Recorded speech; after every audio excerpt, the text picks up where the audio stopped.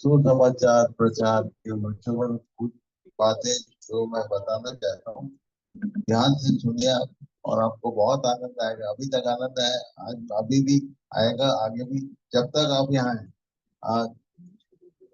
कितने लोग चाहते हैं कि इस तरह की सभा फिर से की जाए? आज से प्रार्थना कीजिए अगली बार की सभा, अभी जो जो बातें कमी हुई, जो जो बातें कुछ तकलीफ हुआ, उन सबको ध्यान में करके रखकर करेंगे। और एक जगह का विषय आया हमारे लिए, बताना चाहता हूँ, सब लोग प्रार्थना करें। कितने लोगों ने मेन पार्ट का नाम सुना है? बुक कर रहे हैं अभी से, पूरा दिन तो बुक रहेगा। सारे लोग ऐसे गर्मी ठंड में नहीं जा सकते, वहां बरसात में नहीं जा सकते, तो पूरा रिसोर्ट बुक करने की बात रही, प्रशासन से बात होगी और हमारे लोग हैं और जिन्होंने ये सारा जिम्मा लिया है, तो एक बार फिर से धन्यवाद देंगे हम लोग ताली बजाकर प्रभु को। आप जितना प्रेम उससे करते हो, ज्यादा ही प्रेम वो हमसे करते हैं। तो सुसमाचार से संबंधित कुछ बातें, ये मोमेंट शुरू कैसे हुआ और कहाँ से शुरू हुआ?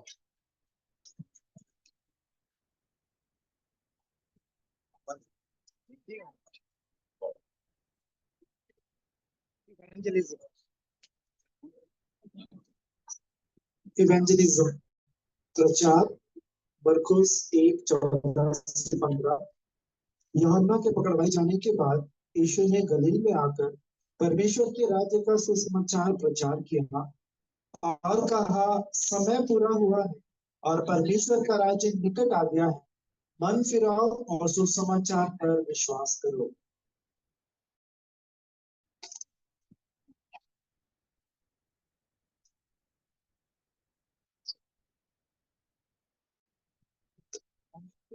ये सुसमाचार के काम का पैटर्न यहाँ दिखा है कि एक जन प्रचार करना शुरू किया, तो परमेश्वर के राज्य को शुरू किया सबसे पहले यूहन्ना ने, और यूहन्ना के पकड़वाए जाने के बाद यीशु ने काम किया। पहला कौन था? यूहन्ना। यूहन्ना ने आकर प्रचार शुरू किया।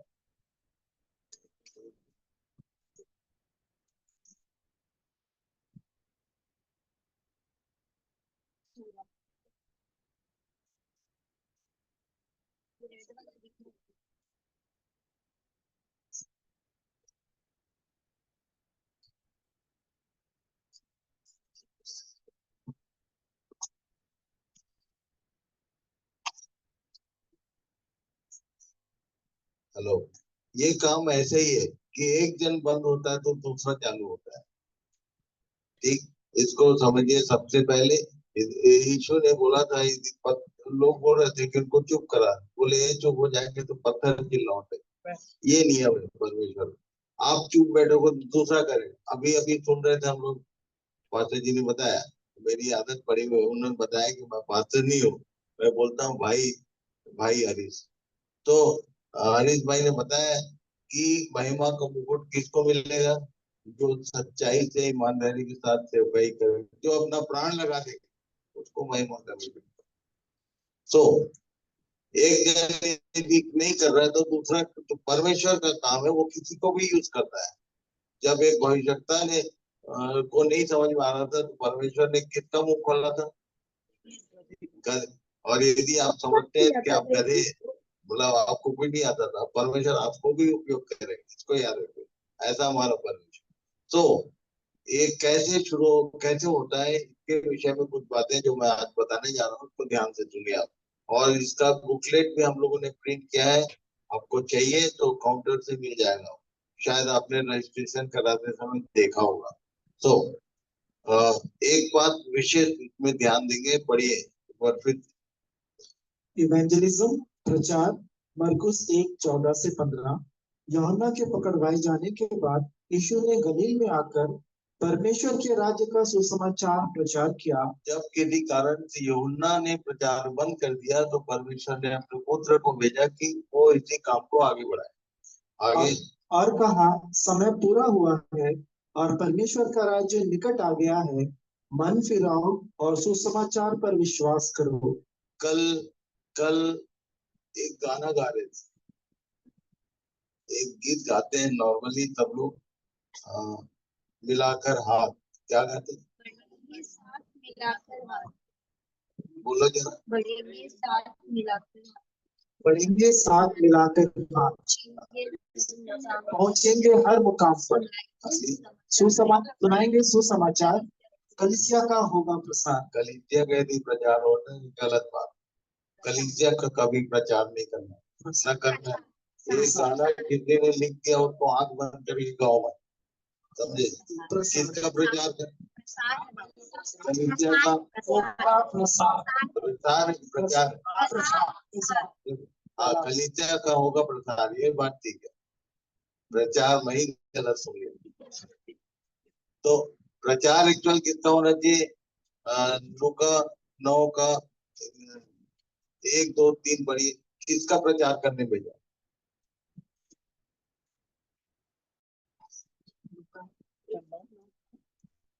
लूका 9।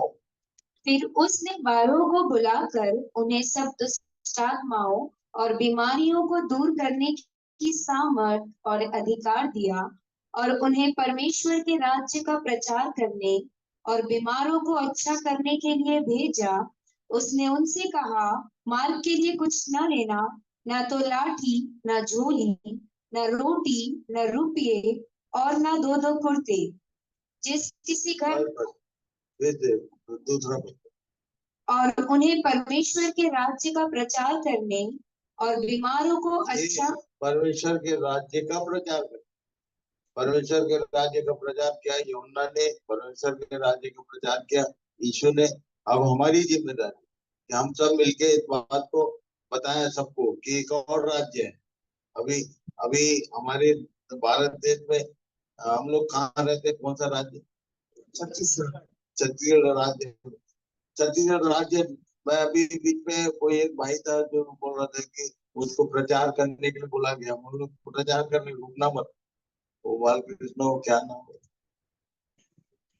सिडको वाले भाई, उनने पूछा कि वह जयप्रकाश भाई बाग भाई ने मुझसे पूछा कि क्या बोलना चाहिए। बोला एकदम प्रचार करो, पर परमेश्वर के राज्य का प्रचार करो, ये छत्तीसगढ़ राज्य के लिए कुछ प्रचार मत करो। सो हमारे पास अवसर है, जब भी राज्य का समय आता है तो राज्य के विषय में लोग जब जानना चाहते हो ना, आप बताओ परमेश्वर का राज्य क्या है। पहले खुद तो समझो परमेश्वर का राज्य है क्या। और दूसरी बात उसने बोला मन फिराओ, क्योंकि परमेश्वर का राज्य, मन फिराओ को थोड़ा सिंप्लीफाई किया मैंने, पढ़ो। Repent, that means change the way you think. मन फिराओ, अपने सोच के तरीके को बदलो। सोचने का ढंग बदलना चाहिए। हम सबको सोचने का ढंग, अपना सोचने के ढंग को परमेश्वर के वचन के उसके विचारों में अपने को ट्यून करने की आवश्यकता है। जो उसका विचार है, पौलुस बोलता था मुझ में मसीह का सा मन है। हमारे अंदर भी मसीह का मन होना चाहिए, तब तो हम इस काम में आगे बढ़ सकते हैं।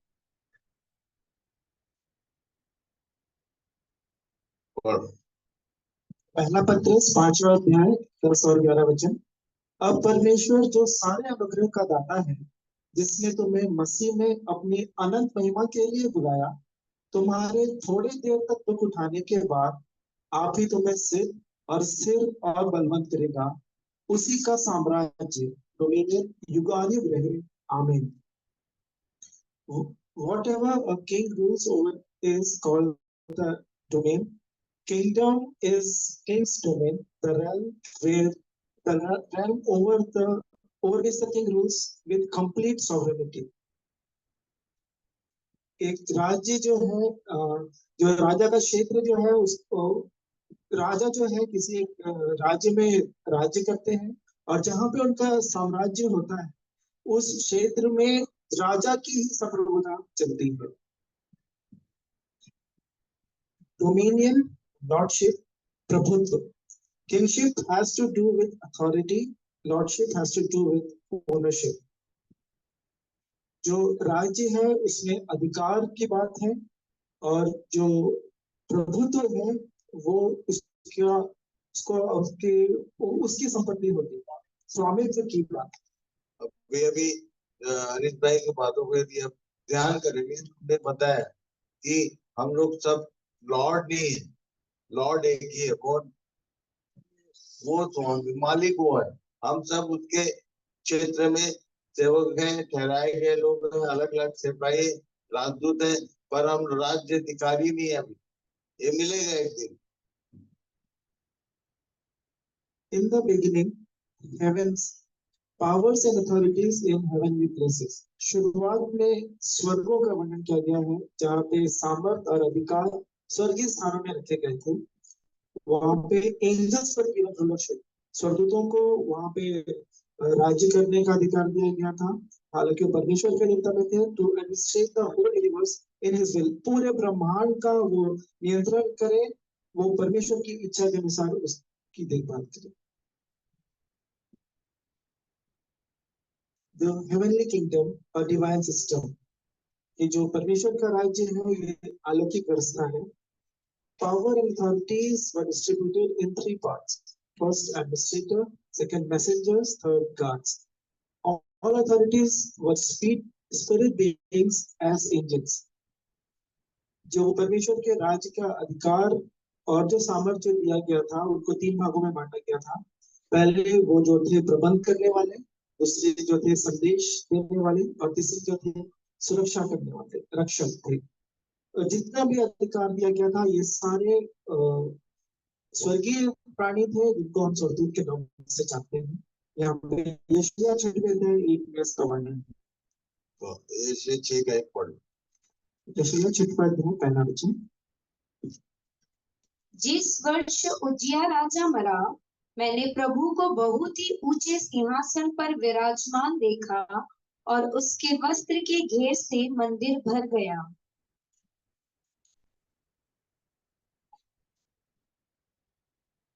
In the beginning of the church assembly of called outs, he gave them power and authority over all their devils.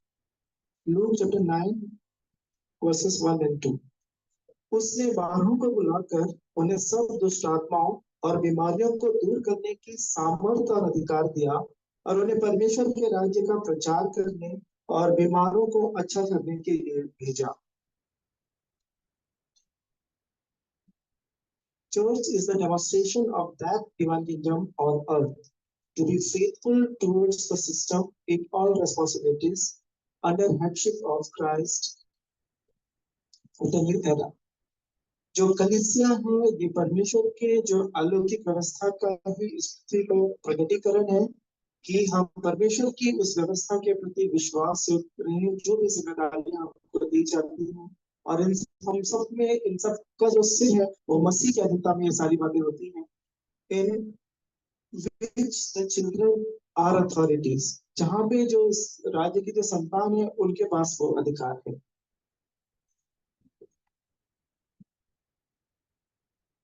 Kingdom, democracy, sonship. पहला पत्रस 2 अध्याय 9 से 11. तुम एक चुना हुआ वंश और राजपदधारी याजकों का समाज और पवित्र लोग और परमेश्वर की निज प्रजा हो, इसलिए कि जिसने तुम्हें अंधकार में से अपनी अद्भुत ज्योति में बुलाया है उसके गुण प्रकट करो. तुम पहले तो कुछ भी नहीं थे पर अब परमेश्वर की प्रजा हो. तुम पर दया नहीं हुई थी पर अब तुम पर दया हुई है. हे प्रियो, मैं तुमसे विनती करता हूँ कि तुम अपने आप को परदेशी और यात्री जानकर उन सांसारिक अभिलाषाओं से जो आत्मा से युद्ध करती हैं बचे रहो. यशायाह 55 का अहो सब प्यासे लोगों, पानी के पास आओ और जिनके पास रुपया ना हो तुम भी आकर मोल लो और खाओ. दाख मधु और दूध बिन रुपए और बिना दाम ही आकर ले लो. कोई एक ऐसी चीज है जिसको मोल लेना पड़ेगा, खरीदना पड़ेगा, पर रुपया से नहीं होगा. लिखा है कि जिनके पास रुपया ना हो तुम भी बोलो, तो उसकी कीमत क्या है, इसको खरीदने के लिए दाम क्या है? पढ़िए। इफिसियों 5वां अध्याय 16वां वचन। अवसर को बहुमूल्य समझो क्योंकि दिन बुरे हैं। इस कारण निर्बुद्धि न हो, पर ध्यान से समझो कि प्रभु की इच्छा क्या है। मतलब अवसर बहुमूल्य है।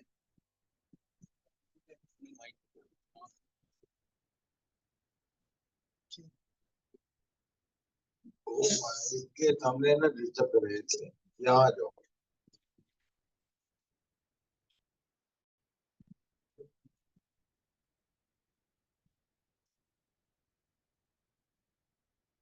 चलिए,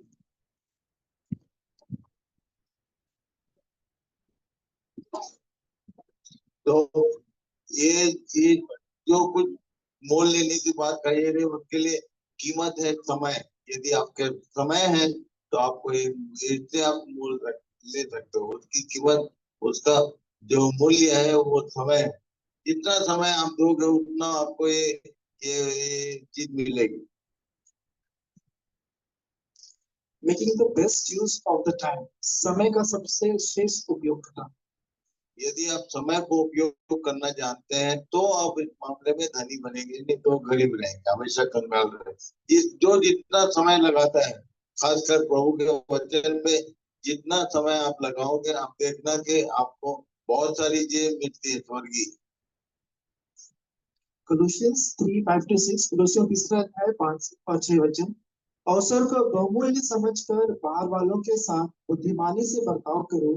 तुम्हारा वचन सदा अनुग्रह सहित और सलोना हो कि तुम्हें हर एक मनुष्य को उचित रीति से उत्तर देना आ जाए। मैं सोचता हूँ कि 2 बार रिपीट हो रहे ये विषय, ये बातें। अभी अभी हमने सुना भाई हरीश के द्वारा कि हम हमारा अप्रोच कैसा है, हमारा हमारा तरीका कैसा है। गलत तरीके से जाएंगे तो नुकसान उठाएंगे, पर हमारा वचन हमेशा अनुग्रह सहित, हमारे बोलने से क्या जाना चाहिए, अनुग्रह जाना चाहिए, सलोना हो हमारा वचन। एक उदाहरण दो यहाँ पर। मैं कल की स्थिति जो देख रहा था तो मैं सोच में पड़ गया था। बहुत देर तक मेरे को नींद नहीं आ रही थी। वो मूसा कैसा करता हूँ, कितने लोग थे यहाँ? 500 के प्लस मानस लोग हैं, उसमें हम लोग का बोली भाषा बदल जा रही। कहाँ गया फिर? मैं पढ़ता हूँ एक लाइन को, खासकर जो फ्रंट लाइन में व्यवस्थापक गण है, सब लोग ध्यान करो। मूसा क्यों नहीं गया मालूम? कनान गया मूसा, क्यों नहीं गया? प्रॉब्लम क्या था? चोर था, व्यभिचारी था, क्या था, क्या हुआ, क्या था? भजन संहिता 106 का 32-33 पढ़िए। भजन संहिता। पिंटू कहाँ गया? अच्छा, उन्होंने मरीबा के रुको रुको, वही पढ़ेगा, पर 2 बार।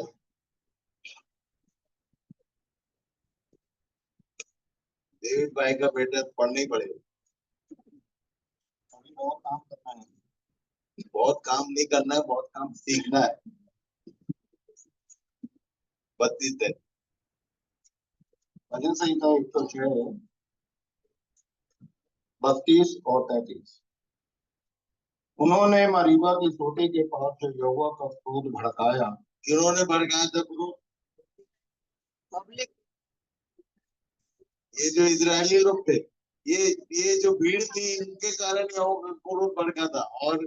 और उनके कारण मूसा की हानि हुई। जो फ्रंट लाइन में होते हैं वो हानि उठाते हैं। याद रखना हुआ क्या था। गिनती 20 अध्याय देखो। आज चलो शांति को, गिनती 20। ये सब लोग अभी सबको हम लीडर प्रोसीड कर रहे हैं, सबको फीडबैक कर रहे हैं कि घर जाके सब काम करना, कुछ न कुछ फ्रंट लाइन में काम करने वालों को सावधान रहे। ये तुम्हारा वचन सलोना क्यों होना चाहिए? पढ़ो क्या लिखा। गिनती 20:1 से। पहले ये मरीबा के सोते के बाद एक्चुअल में हुआ क्या था, पढ़िए। पहले महीने में सारी इजरायली मंडली के लोग सीने नामक जंगल में आ गए और कादेश में रहने लगे। और वहां मरियम मर गई और वहीं उसको मिट्टी दी गई। वहां मंडली के लोगों के लिए पानी न मिला, इसलिए वे मूसा और हारून के विरुद्ध इकट्ठे। ये विचित्र परमेश्वर है यार। छुटकारा दिया तो आगे जाके सब चीज एकदम स्वर्गीय हो जाएगा, ऐसा नहीं। बहुत सारा गोलमाल होता है। इनको पानी ही नहीं। लाल समुद्र पार किए हैं, समुद्र पार करके आगे पीने का पानी। मैं कई बार बच्चों को पूछता हूँ कितना परसेंट ड्राई लैंड है पूरे अर्थ में, कितना पानी, कितना सूखी भूमि, बताएंगे कोई?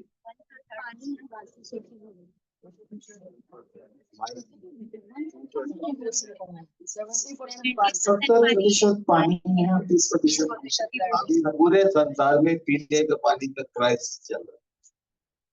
वाई? इतना पानी है पर पीने का पानी नहीं है। कोई ऐसा देश नहीं है जहाँ वाटर लेवल एकदम नीचे न। क्यों? इसका इसका कारण पीछे बैकग्राउंड में है। परमेश्वर लोगों को ये यहाँ तक पहुंचाता है कि तुम सोचो इस बात। ये लोग पानी, पीने का पानी का समस्या था और क्या हुआ, आगे बढ़ो बढ़ो। इसलिए वे मूसा और हारून के विरुद्ध इकट्ठे हुए। जो की पर्सन होते हैं समस्या उनका रहता है। समस्या में पड़े थे लोग, पर ये लोग गए मूसा और हारून के पास, दोनों पिंडो आगे। और लोग यह कहकर मूसा से झगड़ने लगे, भला होता कि हम उस समय ही मर गए होते। लगभग झगड़े का स्थिति कल भी दिख रहा था। मैं क्या करूं बोलता है, 40 साल से मैं क्या कर रहा हूँ देख रहा हूँ उसको क्या कर रहे थे। फिर से बोलो उस लाइन। भला होता कि हम उस समय ही मर गए होते जब हमारे भाई यहोवा। अच्छा खासा हम लोग घर में थे अपने अपने, और हमको बुला के यहाँ डूब दे रहो ना। सोच, आज सुबह मेरे को एक भाई ने बोला बहुत मच्छर काट। पहले दिन रात में मैं रात को नहीं सोया, मच्छर मेरे को भी काट, पर मैं किसको बोलूं? आगे बढ़ो। और तुम यहोवा की मंडली को इस जंगल में क्यों ले आए हो कि अभी मैं जंगल की बात कर रहा था। मेरे पर इसको पढ़ लिए रहोगे सब लोग, और साल भर पढ़ना, रोज पढ़ना। मेन पढ़ आने के पहले, क्योंकि हिल स्टेशन जंगल। आगे बढ़ो। और तुम यहोवा की मंडली को इस जंगल में क्यों ले आए हो कि हम अपने पशुओं समेत यहाँ मर जाएं? और तुमने हमको मिस्र से क्यों निकालकर इस बुरे स्थान में पहुंचाया है? ये ह्यूमन क्वालिटी, मनुष्य का स्वभाव। थोड़ा सा उनकी जो है सब चीज बढ़िया है, एसी में मीटिंग कर रहे हैं, गम्मत है। एसी वाले हॉल में मीटिंग, पर फिर भी पानी नहीं है तो वो टॉयलेट नहीं है तो लैट्रिन नहीं है तो खाना, मैं कल बोला था तो कम खाना ताकि वो वाला प्रॉब्लम ना।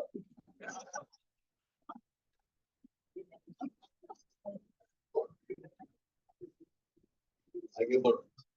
वहां तो बीज या अंगूर या अंजीर या दाखलता या अनार कुछ नहीं है, यहाँ तक कि पीने को कुछ पानी भी नहीं है।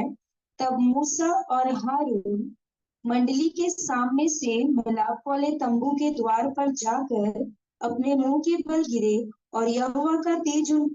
पिंटू ध्यान से सुनो। ये मूसा और हारून जितने फ्रंट लाइन में, तुम लोग ध्यान से सुनो।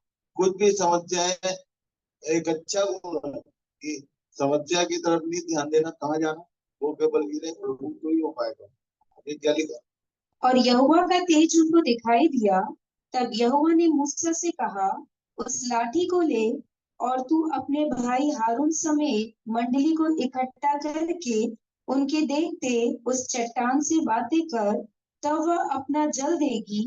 इस प्रकार से तू चट्टान में से उनके लिए जल निकाल कर मंडली के लोगों और उनके पशु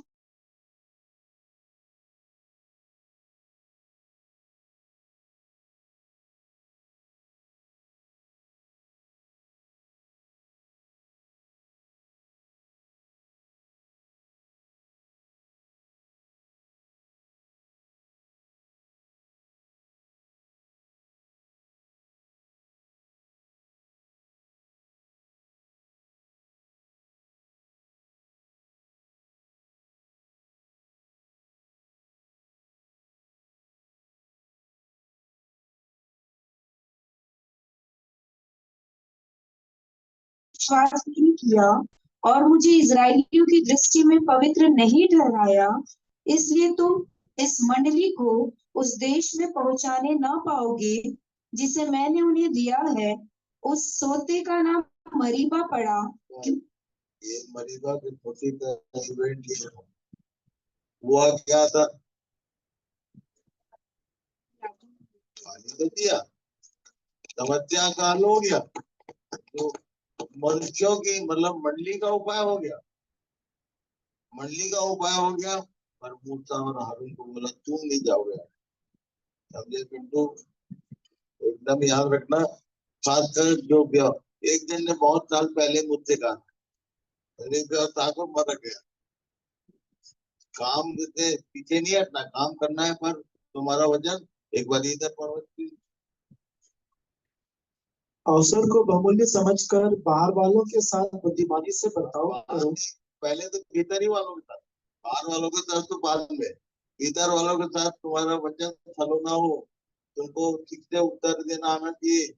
आज एक बात मैं देखा, उसको पिंटू को बोला था, आपकी उसकी कहाँ गई बेटी, इधर उसको डांट लगा रहा था, चीची चीची, फिर समझ में आया, बोला दोबारा डांटो तुमको डांट पड़ेगा। मतलब वो पब्लिक का गुस्सा था, सुन नहीं रही, उसका बातचीत सुन रहा था, एकदम टेंशन में। ये प्रभु ने को बताया कि बेटा बता देना जरूर, जब कोई फ्रंट लाइन में होता है पब्लिक, अभी अभी पढ़ रहे थे तो प्रेरितों और भविष्यवक्ताओं की न्यो न्यो कहाँ होता है,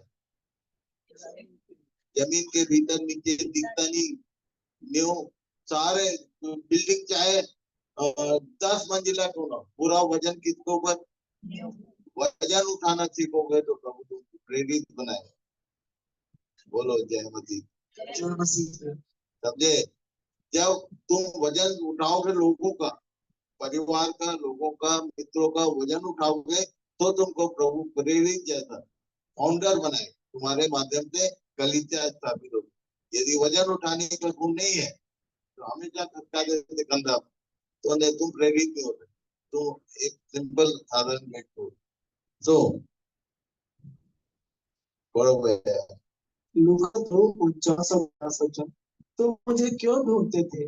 क्या नहीं जानते थे कि मुझे अपने पिता के भवन में होना अवश्य है? परंतु जो बात उसने उनसे कही उन्होंने उसे नहीं समझा। How is it that he sought me? Is ye not that I must be about my father's business? And they understood not the saying which he spake unto them. यीशु ने एक वर्ड इंक्लूडेड किया यहाँ पर, मैं बहुत सारे लोगों को समझाता हूँ। किसी ने आलू भैया बैठे हैं बहुत साल पहले, बिजनेस खोलने से टाइम जितना लगाओगे उतना ये परमेश्वर का वचन फैलेगा और उसका स्वर का राज बढ़ेगा। टाइम कलीग से हमारे पास अभी मनुष्य के जीवन में एक बहुत बड़ी समस्या क्या, किसी को भी मिलो ना, समय नहीं है भैया, टाइम नहीं। मैं तो देखता हूँ कि तो एक एक, एक, एक जगह में क्या हुआ, एक शहर में आस पास रहता है, एक दूसरे को मिलने का टाइम नहीं। इसके बाद विश्वासी एक हम लोग का प्रयास ये है कि जैसे रायपुर में जितने इस कलीसिया के लोग आपको होना हो, एक खासकर भाइयों से हम लोग मिले जाएंगे, ये कल इनके साथ कि भाई कोई दिन अरे तो तुम्हारा कोई भी काम हो पर आपस में तो हमारे में नहीं है, आपस में मिल जाए। ये साल में एक बार मिलने से ज्यादा फायदा नहीं होगा। एक बात बताया करता हूँ, स्पीकर, वक्ता को क्या बोलते हैं, स्पीकर। ये ये बड़ा स्पीकर के सामने ज्यादा देर बैठोगे तो बहरे हो जाओ। बहुत सारे लोग बहरा होते हैं रोड पे बैठे हुए, क्यों, बड़ा बड़ा स्पीकर। अरे छोटा स्पीकर क्यों, तुम्हारे मोबाइल में ना इतना बड़ा, वही काम है जो आस पास छोटे लोग उनसे कनेक्टिविटी रखो, वही काम है। तो प्रभु सारे करे छोटी छोटी बातें को सीखेंगे। मैं बताना चाहता हूँ कि ये छत्तीसगढ़ की कलिसिया आज के युग में ये कैसे, जैसे अभी बता रहे थे कि कोई जाति, कोई गांव, कोई एरिया रहे ऐसा रहना चाहे जहाँ प्रचार न हुआ हो। मैं आज बताना चाहता क्वालिटी। हूँ। बाकी सब वो बुकलेट में है, पढ़ लेना आप लोग। दूसरा पत्रस पढ़ो। प्रमोशन पॉलिसी, परमेश्वर के वचन में प्रमोशन पॉलिसी। कलीसिया में प्रमोशन कैसे होगा, कैसे आप नीचे से ऊपर जाओगे या ऊपर से नीचे कैसे, पढ़ो, बढ़िया। मत्ती 25:15 से 19 वचन।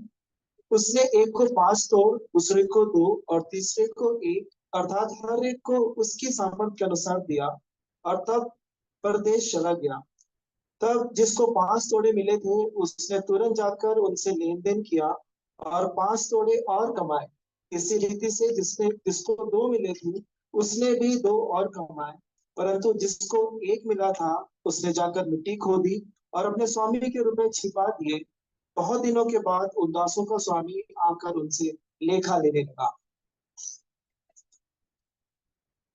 जिसको 5 तोड़े मिले थे उसने 5 तोड़े और लाकर कहा, हे स्वामी, तूने मुझे 5 तोड़े सौंपे थे, देख मैंने 5 तोड़े और कमाए। उसके स्वामी ने उससे कहा, धन्य है अच्छे और विश्वास योग्य दास, तू थोड़े में विश्वास योग्य रहा, मैं तुझे बहुत वस्तुओं का अधिकारी बनाऊंगा, और अपने स्वामी के आनंद में संभागी हो। और जिसको 2 तोड़े मिले थे उसने भी आकर कहा, हे स्वामी, तूने मुझे 2 तोड़े सौंपे थे, देख मैंने 2 तोड़े और कमाए। उसके स्वामी ने उससे कहा, धन्य है अच्छे और विश्वास योग्य दास, तू थोड़े में विश्वास योग्य रहा, मैं तुझे बहुत वस्तुओं का अधिकारी बनाऊंगा, अपने स्वामी के आनंद में संभागी हो। तब जिसको 1 तोड़ा मिला था उसने आकर कहा, हे हे स्वामी, मैं तुझे जानता था कि तू कठोर मनुष्य है और जहाँ नीच सीखता वहां से बटोरता है। सो मैं डर गया और जाकर तेरा टुकड़ा मिट्टी में छिपा दिया। देख, जो तेरा है वह यह है। ये होने वाला है। ये कहाँ पर लिखा है? मत्ती 25, जहाँ जो गाना गा रहे थे, क्या आधी रात को आधी रात को उल्टी के बाद टन दिया कि आने वाला है, आएगा तो क्या करेगा। जो दिया, जितना दिया, वो ये बोलता है 5 वाले को 5 करना है, 2 वाले को 2, 1 वाले को 5 नहीं करना है। जितना मिला उतना ही किसी के साथ शेयर कर लो तो बनेगा, नहीं तो हिसाब लेगा।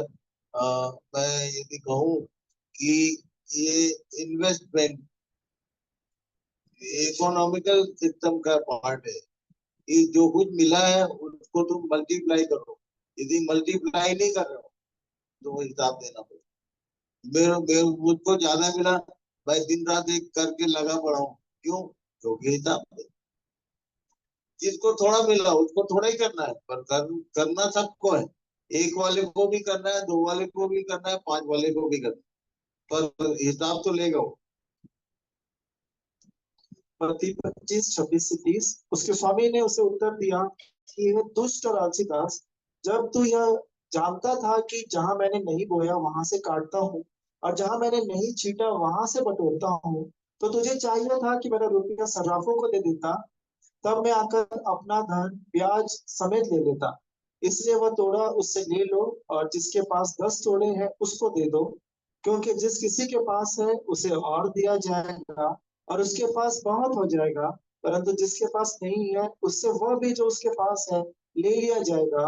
और इस नकम्मे दास को बाहर के अंधेरे में डाल दो, जहाँ रोना और दांत पिसना होगा। ये रोना और दांत पीटना क्या होता है? कब दांत पीटता है? उससे बहुत गुस्से में आता है। और रोता कब? दुख। 2 चीज एक साथ होगा, बहुत दुख भी होगा, बहुत गुस्सा भी आएगा। अपने पर इसलिए मालूम था फिर भी नहीं किया। इसलिए करना चालू करो। जितने लोग सुन रहे हैं मेरी बात, ये कलीसिया, ये जो झुंड है, ये एक्टिव झुंड है।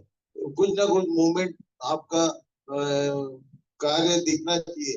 परमेश्वर की दृष्टि में आपने किसी एक जन को भी सुसमाचार सुनाया पर्याप्त है, पर करो जरूर, और करके रोकना नहीं है।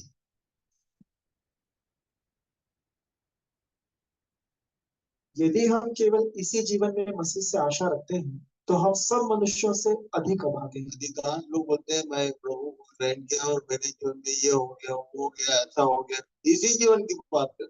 अभी अभी हम सुन रहे थे ये महिमा का मुकुट कब मिलेगा।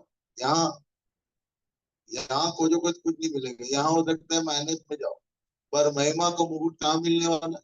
उस जीवन, इस जीवन के बाद वाले जीवन।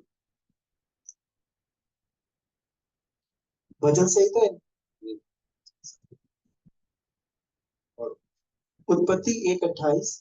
और परमेश्वर ने उनको आशीष दी और उनसे कहा, फूलो फलो और पृथ्वी में भर जाओ और उसको अपने वश में कर लो और समुद्र की मछलियों तथा आकाश के पक्षियों और पृथ्वी पर रेंगने वाले सब जंतुओं पर अधिकार रखो। जब परमेश्वर ने मनुष्य की रचना की तो उनको आशीष दी। सबसे पहली बात क्या? फूलो फलो। फूलो फलो और पृथ्वी में भर जाओ। अब आपको उसने नया मनुष्य बनाया, नया जीवन दिया। अब तो आशीष वही है, फूलो फलो और पृथ्वी में भर जाओ। मतलब ये नए नए जीवन की नए जीवन के संतान की बढ़ना चाहिए। वही बार बार हमारे अनिल भाई और राजीव भाई के द्वारा प्रभु ने इस बात को प्रकट किया। मैं केवल रिपीट कर रहा हूँ कि हमको मल्टीप्लाई होना है। इससे भी बड़ी मीटिंग करेंगे हम। मैं बताया ना कि 6 लाख लोग, प्रभु सहायता करे कि हमारे हम भी एक दिन मोर देन 6 लाख हो जाए और सब लोग एक्शन में आएंगे तो जरूर हो जाएगा।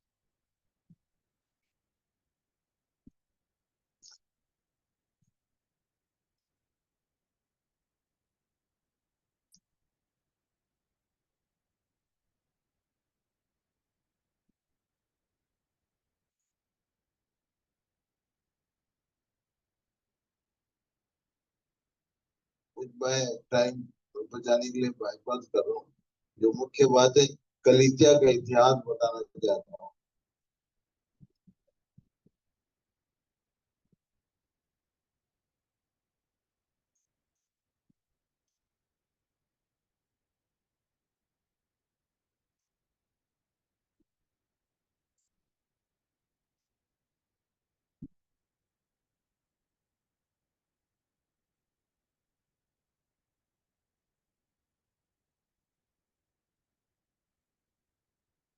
अभी अभी हमने सुना है तो पढ़ लो। इफिसियों 4 अध्याय 11-12 वचन।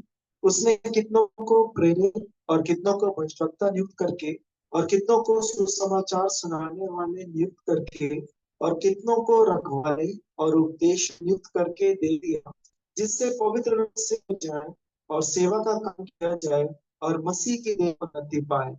स्किलफुल वर्ड एक है बाइबल में जिसको बार बार दोहरा रहे थे कि हमको सबको क्या स्किलफुल होना है।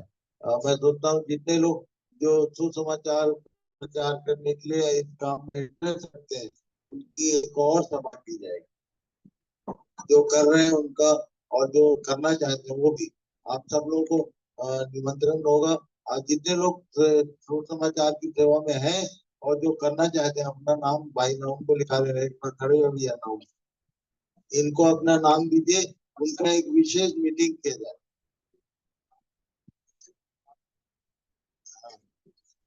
नेतृत्व विकास पाठशाला। वो दीजिए। नेतृत्व विकास पाठशाला, लीडरशिप डेवलपमेंट। नेतृत्व विकास पाठशाला ये लगाई जाएगी ऐसे ही 2-3 दिन की। उसमें बहनें भी आमंत्रित है, भाई लोग भी, जवान, खासकर जवान लोग जिनके लिए हम लोग बोल रहे हैं कि नेक्स्ट जनरेशन, अगली पीढ़ी के सारे जवान लोग। मालूम है आप दुनिया में वैकेंसी वो खोज रहे हैं, जॉब खोज रहे हैं, परमेश्वर के राज्य में ओपन वैकेंसी है। किसी को भी बुलाओ, कॉल है, आओ उसके काम में सहभागी हो।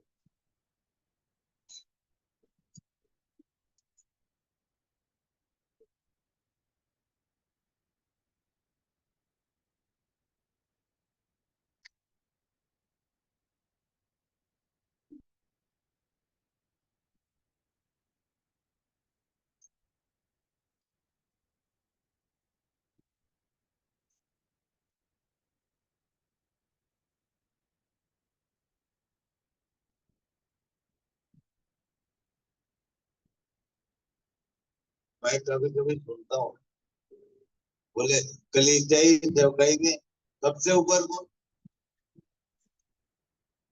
मैं किसी का क्लास अटेंड उसमें ऑनलाइन में देख रहा, प्रेरित सबके ऊपर, प्रेरित सबके नीचे न्यू में कौन होता है? सबसे नीचे वो होता है। और उसकी उसके बारे में अध्याय 9 से 13। पौलुस बोलता है, मेरी समझ में, ये पौलुस की समझ में क्या? मेरी समझ में परमेश्वर ने हम प्रेरितों को सबके बाद उन लोगों की नाई ठहराया है जिनकी मृत्यु की आज्ञा हो चुकी हो, क्योंकि हम जगत और स्वर्गदूतों और मनुष्यों के लिए एक तमाशा ठहरे हैं। हम मसीह के लिए मूर्ख हैं, परंतु तुम मसीह में बुद्धिमान हो। हम निर्बल हैं, परंतु तुम बलवान हो।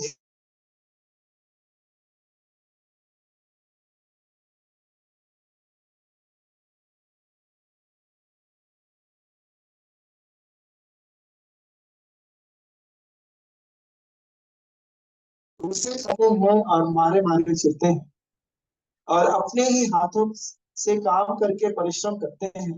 लोग बुरा कहते हैं, हम आशीष देते हैं। वे सताते हैं, हम सहते हैं। वे बदनाम करते हैं, हम विनती करते हैं, परंतु हम विनती करते हैं। हम आज तक जगत के कूड़े और सब वस्तुओं की खुरचन की नाई ठहरे हैं। ये जो येलो लाइन है ना, जितनी बातें, इसका एकदम प्रैक्टिकल अनुभव मेरा और डेढ़ भाई का रहा है, हरीश भाई का भी हो, उनको मौका मिलेगा तो बताएं। हम तीन भाइयों ने कई जगह, क्या क्या वो क्या क्या लिखा, भूखे प्यासे और नंगे, बोरा में सोया हूँ मैं 3 दिन, पैरा के ऊपर बोरा बिछा के हम लोग, मैं और डेढ़ भाई एक जगह गए थे जहाँ पर बिस्तर तक क्या, चादर तक नहीं था। उन लोग खुद बेचारे बोरा में सोते थे, हमें दिख रहा है। क्या बोल रहे, माल का होता है। वो तो मुझको याद आता है कि हम लोग सुबह रायपुर से निकले बाइक पे, उस समय बाइक थी हमारे पास, और 4 बजे शाम को हम पहुंचे, और खरिया रोड के आगे एक गाँव है, और वहां पहुंचे। मुझे याद आता है, बताना चाहता हूँ, ऐसा भी समय आ सकता है क्या, वहां को नमक में पानी में भिगा के लंच टाइप खाया। तो बोला प्रभु के जन लोगों का कई बार ऐसा भी मौका आता है, ये एकदम लोअर स्टैंडर्ड, ये लाइनों का बहुत सारा अनुभव मेरे पास, फिर से पढ़ना है। हम इस घड़ी तक भूखे प्यासे और नंगे हैं, और घूसे खाते हैं और मारे मारे फिरते हैं, और अपने ही हाथों से काम करके परिश्रम करते हैं। लोग बुरा कहते हैं, हम आशीष देते हैं। वे सताते हैं, हम सहते हैं। वे बदनाम करते हैं, हम विनती करते हैं। हम आज तक जगत के कूड़े और सब वस्तुओं की खुरचन की नाई ठहरे हैं। उर्जन किसको, उर्जन के बारे में कितने लोग मालूम है? उर्जन क्या होता है?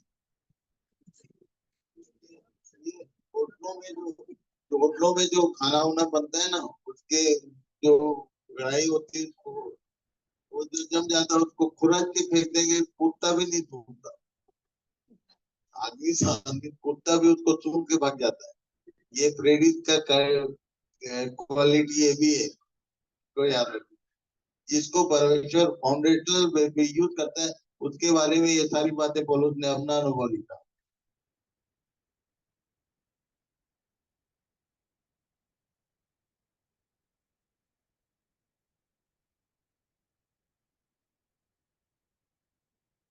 पढ़िए। मत्ती 7 का 21। जो मुझसे हे प्रभु कहता है, उनमें से हर एक स्वर्ग के राज्य में प्रवेश ना करेगा, परंतु वही जो मेरे स्वर्गीय पिता की इच्छा पर चलता है। केवल प्रभु प्रभु कहने वाले लोग स्वर्ग के राज में एंटर नहीं करेंगे। उसकी इच्छा को ठीक ठीक जानना समझना, इसी के लिए, उसकी इच्छा को समझने जानने के लिए ही एक हम लोग जमा हुए हैं, कि हम ठीक ठीक समझे, अपना चिंतन करें, अपने आप को जांचे कि आप कहाँ तक समझते हैं इन बातों को।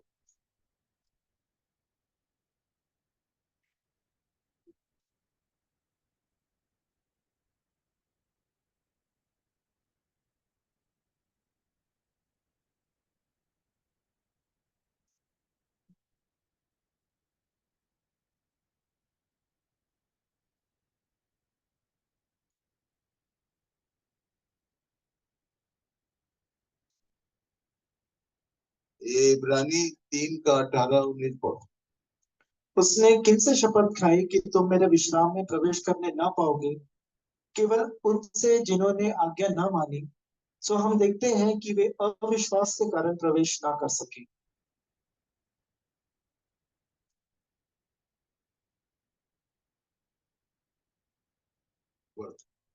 इब्रानियों 4 तीसरा वचन, हम उन्हीं की नए सुसमाचार सुनाया है, पर सुने हुए वचन से उन्हें कुछ लाभ न हुआ, क्योंकि सुनने वालों के मन में विश्वास के साथ नहीं बैठा।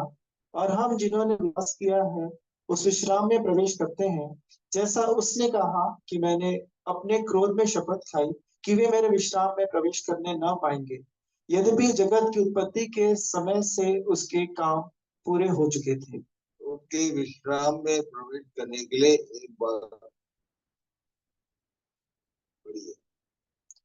याकूब 2 का 19, हे निकम्मे मनुष्य, क्या तू यह भी नहीं जानता कि कर्म बिना विश्वास व्यर्थ है? विश्वासी तो सब है, गांव गांव में विश्वासी, पर कर्म बिना, कर्म बोलने से क्या, केवल पाप से बच गए, छुटकारा हो गया बीमारी से, नहीं। कर्म बोलने से एक काम और भी है कि हम दूसरों को के गाना गाते हैं, खुद बचना जीवन बच जाएगा। पास्टर लोग सब विश्वासियों का काम है।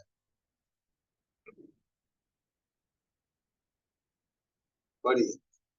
इब्रानियों 4 अध्याय 9 से 11 वचन, सो जान लो कि परमेश्वर के लोगों के लिए सबका विश्राम बाकी है, क्योंकि जिसने उसके विश्राम में प्रवेश किया है उसने भी परमेश्वर की नाई अपने कामों को पूरा करके विश्राम किया है। सो हम उस विश्राम में प्रवेश करने का प्रयत्न करें, ऐसा न हो कि कोई जन उनकी नाई आज्ञा न मानकर गिर पड़े।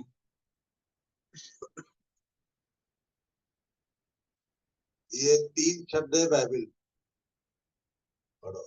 विश्वासी, अविश्वासी, अल्पविश्वासी। आत्मचिंतन करने में ये भी एक विषय है कि आप अपने आप को जांचो, कौन कौन विश्वासी है, कौन अविश्वासी है, कौन अविश्वासी तो है, और विश्वासी है या अविश्वासी, उसका डेफिनेशन बाइबल में दिया हुआ है। तुझे विश्वास है कि एक ही परमेश्वर है, तू अच्छा करता है। दुष्टात्मा विश्वास रखते और थरथराते हैं। अरे निकम्मा मनुष्य, क्या तू यह भी नहीं जानता कि कर्म बिना विश्वास व्यर्थ है? कर्म करना पड़ेगा अपने विश्वास को साबित करने के लिए। पढ़ो। लूका 13, 23 और 24 वचन, वहां रोना और दांत पिसना होगा जब तुम इब्राहिम और इसहाक और याकूब और सब भविष्यवक्ताओं को परमेश्वर के राज्य में बैठे और अपने आप को बाहर निकाले हुए देखोगे। बहुत गुस्सा और बहुत दुख, ये ऐसा भी हो, एक कारण ये भी है, क्या लिखा, जब तुम दूसरों को उसके राज्य में बैठे और अपने आप को बाहर निकाले हुए पाओगे।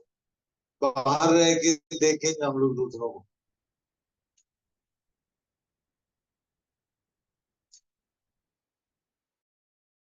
New testament.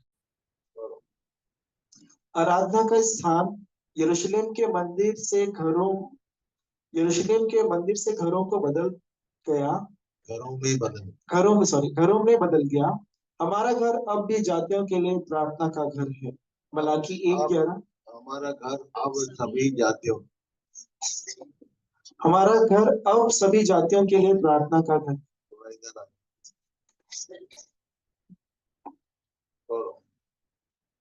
आराधना का स्थान यरूशलेम के मंदिर से घरों में बदल गया। हमारा घर अब सभी जातियों के लिए प्रार्थना का घर है। मलाकी 1:11, मरकुस 11:17। आराधना का समय मंदिर में सुबह और शाम की बलि देने से बदलकर सूरज के उगने से लेकर डूबने तक हो गया। सिर्फ सबके बदले हम किसी भी दिन और किसी भी समय आराधना कर सकते हैं। प्रार्थना बदल गई। यहूदी एक दूरस्थ, भय योग्य और सशक्तिमान एलोहिम से प्रार्थना करते थे, लेकिन हम प्यार करने वाले हमारे पिता से प्रार्थना करते हैं। हम अन्य समुदाय के लोगों के मोक्ष के लिए प्रार्थना करते हैं कि तू उनकी आंखें खोले कि वे अंधकार से ज्योति की ओर और शैतान के अधिकार से परमेश्वर की ओर फिरें, कि पापों की क्षमा और विश्वासी लोगों के साथ मिरास पाए, अपने शासकों और शहर के लिए और अपने देश में परमेश्वर के राज्य के आने के लिए प्रार्थना करते हैं। लूका 11:2, प्रेरितों के काम 26:18, पहला तीमुथियुस 2:1-4, यिर्मयाह 29:7, दूसरा इतिहास 7:14। संगीत और गायन बदल गया। दाऊद ने वीणा, झांझ, तारदार वाद्य यंत्र बजाकर भजन गाया और नाचा, लेकिन नए नियम में अब हम चुपचाप मन में गाकर ज्ञान बांटते हैं और आपस में भजन और स्तुति गान और आत्मिक गीत गाया करो और अपने अपने मन में परमेश्वर के सामने गाते और कीर्तन करते रहो। मसीह के वचन को अपने हृदय में अधिकाई से बसने दो और सिद्ध ज्ञान सहित एक दूसरे को सिखाओ और चिताओ और अपने अपने मन में अनुग्रह के साथ परमेश्वर के लिए भजन और स्तुति गान और आत्मिक गीत गाओ। हमारी विरासत और मिरास बदल गई। हमारी विरासत के रूप में सांसारिक संपत्ति मांगने के बजाय परमेश्वर कहता है कि मुझसे मांग और मैं तुझे विरासत के रूप में अन्य जातियों को और तुम्हारी विरासत के लिए पृथ्वी की छोर तक दे दूंगा। रोमियो 10:17, स्विश्वास सुनने से और सुनना मसीह के वचन से होता है। रोमियो 10:16, परंतु सबने उस समाचार पर कान न लगाया। यशायाह कहता है कि हे प्रभु, किसने हमारे समाचार की प्रतीति की है। लूका 16:29, इब्राहिम ने उससे कहा, उनके पास तो मूसा और भविष्यवक्ताओं की पुस्तकें हैं, वे उनकी सुने। मैं ये सब बातें इसलिए बता रहा हूँ, बाइबल हम सब की बात है। हम लोग सब बोलते हैं ये लिखा है वो लिखा है, सुन रहे क्या आप? इसने बोला था कि उनके पास किताबें हैं मूसा और भविष्यवक्ताओं की, उसकी उनको पढ़े नहीं बोला। हम लोग सब अच्छे पढ़ने वाले, सुनने वाले नहीं। सुनने का मतलब क्या होता है, इस पर ध्यान करो। आपने अब तक कभी, कई लोग आप बोलते हो, सुनते हो, बोलते हैं प्रभु ने मुझसे ये कहा, प्रभु ने मुझसे वो कहा, पर अधिकांश लोग हैं जो केवल पढ़ते हैं ये लिखा है वो लिखा है। प्रभु ने तुमसे कभी बोला कि नहीं बोला?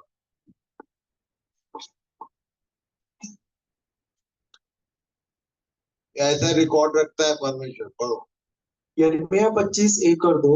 आमोन के पुत्र यहूदा के राजा योशिया के राज्य के 13वें वर्ष से लेकर आज के दिन तक, अर्थात 23 वर्ष से यहोवा का वचन मेरे पास पहुंचता आया है और मैं उसे बड़े यत्न के साथ तुमसे कहता आया हूँ, परंतु तुमने उसे नहीं सुना। ऐसा रिकॉर्ड। कुछ लोग हैं जो कितने कितने साल सुन रहे, तुमने ज्ञान मिला पर प्रभु ने बात नहीं किया अभी तक। ऐसा भी हो सकता है। यदि बात किया तो एक्शन में आओ। वो बताता है आप यदि एक्शन में रहो, काम करोगे तो समझ में आता है कहाँ इस पे प्रभु ने बात किया। अर्ली प्रारंभिक कलीसिया का इतिहास। Early church history.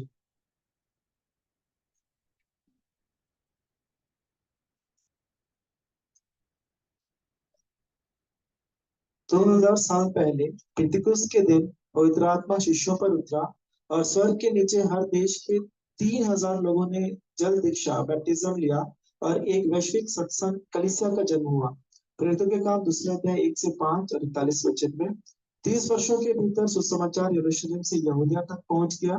प्रेरितों के काम 8:1 के अनुसार सामरिया, प्रेरितों के काम 8:5 से 12, उत्तरी अफ्रीका में मिस्र, प्रेरितों के काम 18:24 के अनुसार, और इथियोपिया कुश तक प्रेरित 8 से 26, प्रेरित 8वां अध्याय 26 से 40 वचन के अनुसार, तमिश से सीरिया और अरब, बेबीलोन से इराक, ईरान, भारत तक, एशिया की रोमन के एथेंस, प्रेरित 17वें अध्याय के अनुसार से मैसिडोनिया और इलिरिकुम से लेकर यूरोप तक, और जहाँ यहूदी प्रवासी थे, पोंटस, गलातिया, कप्पादोसिया, एशिया और बिथिनिया तक फैल गया। यह सब कैसे हुआ? उसने गलील की झील के किनारे फिरते हुए दो भाइयों अर्थात शमौन को, जो पतरस कहलाता है, और उसके भाई अंद्रयास को झील में जाल डालते देखा, क्योंकि वे मछली थे, और उनसे कहा, मेरे पीछे चले आओ। तो मैं तुमको मनुष्यों के पकड़ने वाले बनाऊंगा। वे तुरंत जालों को छोड़कर उसके पीछे हो लिए। उसने 12 को बुलाकर उन्हें सब दुष्ट आत्माओं और बीमारियों को दूर करने की सामर्थ और अधिकार दिया। इन बातों के बाद प्रभु ने 70 और मनुष्य नियुक्त किए, और जिस जिस नगर और जगह को वह आप चाहता था, वहां उन्हें दो दो करके अपने आगे भेजा। वे सब कई स्त्रियों और यीशु की माता मरियम और उसके भाइयों के साथ एक चित होकर प्रार्थना में लगे रहे। और उन्हीं दिनों में पतरस भाइयों के बीच में, जो 120 व्यक्ति के लगभग इकट्ठे थे, खड़ा होकर कहने लगा। उसी दिन 3000 मनुष्यों के लगभग उनमें मिल गए। वचन के सुनने वालों में से बहुतों ने विश्वास किया, और उनकी गिनती 5000 पुरुषों के लगभग हो गई। और परमेश्वर का वचन फैलता गया, और यरूशलेम में चेलों की गिनती बहुत बढ़ती गई। Increasing manner of early church, किस तरीके से जो प्रारंभिक कलीसिया थी वो बढ़ती गई। 2 से 12, फिर 70, फिर 120, फिर 3000, फिर 5000 और आगे बढ़ती गई। ये सब मैं क्यों बता रहा हूँ, आप जानकर हैरान होंगे कि हमारे छत्तीसगढ़ की ये जो कलीसिया है, जो झुंड है, ये कैसे बड़ी। छत्तीसगढ़ की कलीसिया का इतिहास सन 1979 एट कम्युनिटी चर्च बालको कोरबा, बालको हाँ, के ये ऐसी एक मीटिंग हो रही थी वहां पर, रॉयल मीटिंग थी। और तब वहां पर क्या हुआ था, दो लोग पढ़िए, brother Satish K Lakshman and brother Anil Kumar David. इन दो लोगों ने अपना जीवन प्रभु दिया। और इन दो लोगों ने, ये दोनों में से इन दोनों को जितना मैं जानता हूँ, एक जन प्रचार करता था, दूसरा प्रार्थना करता था, भयंकर वाला प्रार्थना। वैसा प्रार्थना करने वाला मैं अभी तक नहीं देखा कोई, जैसा सतीश भाई प्रार्थना करते थे, पावरफुल प्रेयर जिसको बोल सकते हैं। और ये डेविड भाई प्रचार करते थे। और इनके 1985 में, 79 से लेके 85 तक इन लोगों के प्रयास के बाद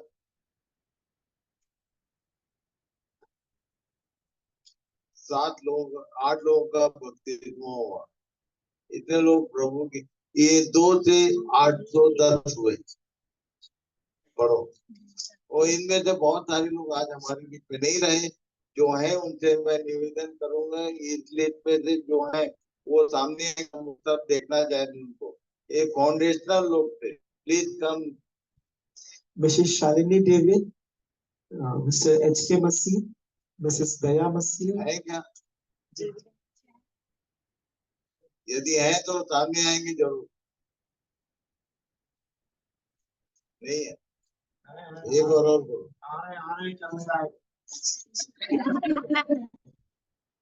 बोलो।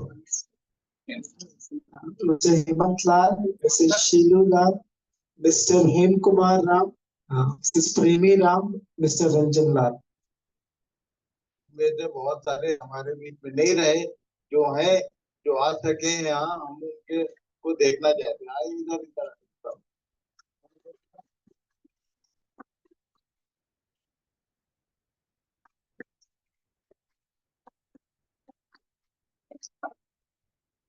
ये इस झुंड के सारे पुराने लोग हैं, जिनकी प्रार्थनाओं के कारण हम यहाँ बैठे हैं।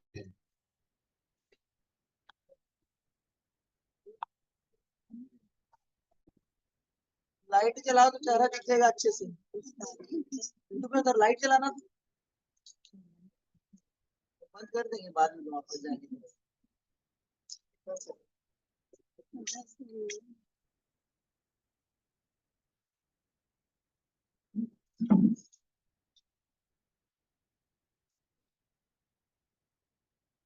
तो सब लोग ताली बजाएंगे।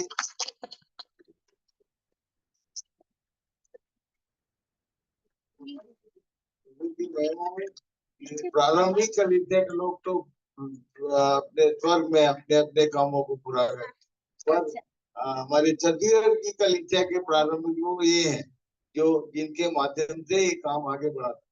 धन्यवाद।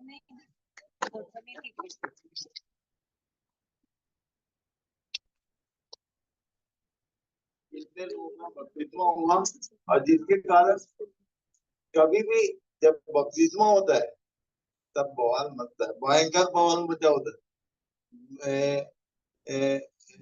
खासकर बालकों में जहाँ पर ये काम हुआ था, भयंकर बवाल हुआ कहाँ पर, चर्च के भीतर। और वहाँ की कमेटी ने इन 8 लोगों को चर्च के कमेटी के चर्च के सामने बुलाकर माफी मांगने को कहा था। एक भाई थे, उनने बोला कि ये लोग क्या मर्डर किए हैं, माफी मांगी, नहीं मांगी। और तब ये उन्हीं दिनों में इसके कारण से एक और इवेंट हुआ। वहाँ के लोकल पास्टर हमारे हरीश भाई बता रहे कमेटी चर्च, और उसके कारण से उनको वहाँ चर्च वालों ने उनको निष्कासित कर दिया। तो इन भाइयों ने बोला कि इन भाइयों ने कहा कि आप हमारे साथ मिलकर काम करो। तब तब इस तरह से भाई हरीश इन भाइयों के साथ मिलके फिर उसके बाद उन्होंने काम को आगे बढ़ाया। उसके बाद पढ़ो। कृत्यों के काम चौथा अध्याय 29 वचन से 34 वचन। अब हे प्रभु, उनकी धमकियों को देख और अपने दासों को यह वरदान दे कि तेरा वचन बड़े हियाव से सुनाए, और चंगा करने के लिए तो अपना हाथ बढ़ा कि चिन्ह और अद्भुत काम तेरे पवित्र सेवक यीशु के नाम से किए जाए। जब वे प्रार्थना कर चुके तो वह स्थान जहाँ वे इकट्ठे थे हिल गया, और वे सब पवित्र आत्मा से परिपूर्ण हो गए और परमेश्वर का वचन हियाव से सुनाते रहे। मैं बोल सकता हूँ कि पूरा कोरबा एरिया हिल गया था। क्यों? नाइट रात रात भर प्रेयर होती थी, बच्चे लोग सब छोटे छोटे थे और रात रात भर सब भाई बहन लोग मिलकर नाइट प्रेयर करते थे और वचन का सुनाना बंद नहीं हुआ। पढ़िए। प्रेरितों के काम 5:41 से 42। वे इस बात से आनंदित होकर महासभा के सामने से चले गए कि हम उसके नाम के लिए निराधन होने के योग्य तो ठहरे, और प्रतिदिन मंदिर में और घर घर में उपदेश करने और इस बात का सुसमाचार सुनाने से कि यीशु ही मसीह है ना रुके। ये कारतूस समाचार सुनाने से कोई नहीं रुका, सब बल्कि उल्टा और इन लोग एरिया में मूवमेंट बढ़ा दी। रोमियो 10:15।